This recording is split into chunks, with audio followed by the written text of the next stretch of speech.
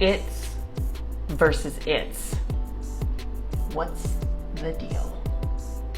It's with an apostrophe is a contraction.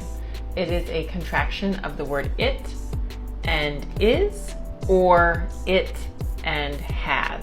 For example, this is a textbook. It's a listening and speaking textbook. So it is. It's with no apostrophe shows possession.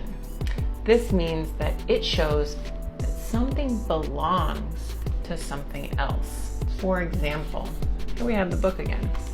This book's cover is torn. Its cover is torn.